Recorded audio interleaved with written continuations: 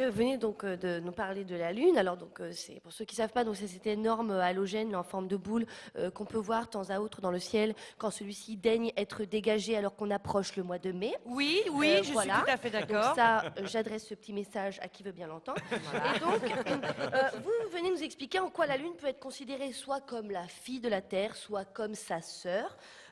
Et c'est là où je suis un peu gênée parce que moi d'habitude c'est vrai que je fais une chronique toujours sur le sujet qui est abordé et là je suis pas du tout d'accord avec ça, mais alors pas du tout parce que vous dites c'est genre la petite sœur ou la fille parce que vous partez du principe déjà que la Lune est une fille, est féminine, alors que non, je suis désolée. Qu'est-ce qui prouve que la Lune a une foufoune? Pas du tout. Je ne dis pas qu'elle a un zizi parce qu'il reste une face cachée de la Lune que personne n'a vue, mais qu'on sache bien, les Allemands disent quand même der Mond, le Lune, ce qui veut dire qu'il y a quand même une possibilité pour que la Lune soit un homme. Et quand on voit surtout, ça je pense que Sony ne me contredira pas, les marques d'acné au niveau de la Lune sont vraiment localisées sur les joues, ce qui est plutôt typique des garçons, alors que les filles c'est plutôt sur la zone médiane. Donc moi je pense que la Lune pourrait être un homme, premièrement. Deuxièmement, ensuite vous partez du principe que c'est soit sa fille, voilà, qu'elle est plus jeune entre guillemets que la Terre, parce qu'elle est plus petite. Alors si on élargit ce principe, ça veut dire quoi? Que tous les nains retournent à la maternelle? Non. Mimi Mati n'est pas forcément la française la plus jeune qui soit. Voilà. Ça fait quand même 2 fois qu'on en parle dans la même émission. Après, on arrête. Et ensuite, vous interprétez cette grande proximité entre ces deux astres comme étant un lien filial, fraternel. Et c'est là où je me dis non.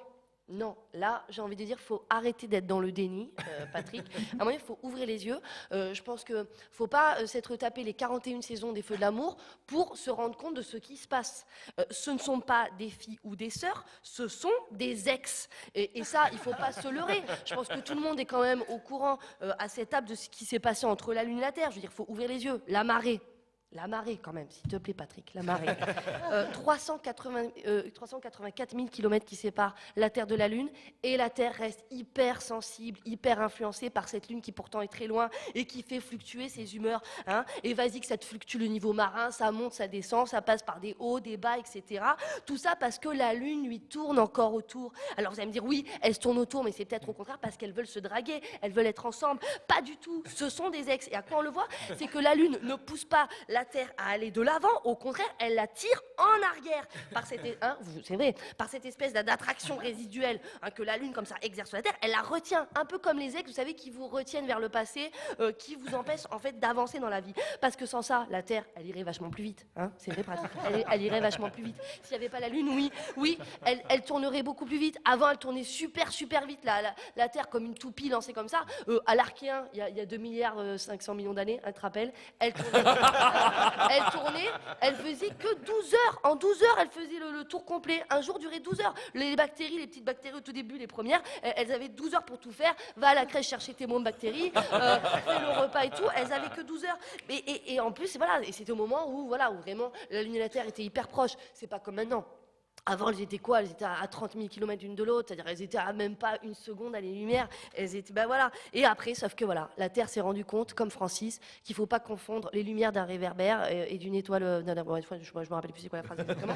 Voilà, il faut confondre les lumières d'une étoile et d'un réverbère, parce que c'est ça la Lune. La Lune ne fait que réverbérer la lumière du Soleil. Elle émet une lumière, mais sans chaleur. Il n'y a pas de chaleur. Et là, c'était pas possible pour la Terre. À un moment donné, voilà, il y a eu collision, impact, pof.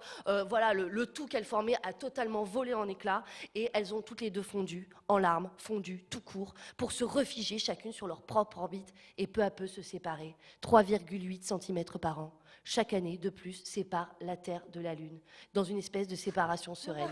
Et donc, pour moi, c'est ça que je veux dire. C'est que vraiment, la Lune et la Terre sont des vieux amants et pas des sœurs. Bien que, là où je suis d'accord, on peut quand même dire que les gens qui se sont aimés, c'est quand même des âmes sœurs. Nicole Ferroni.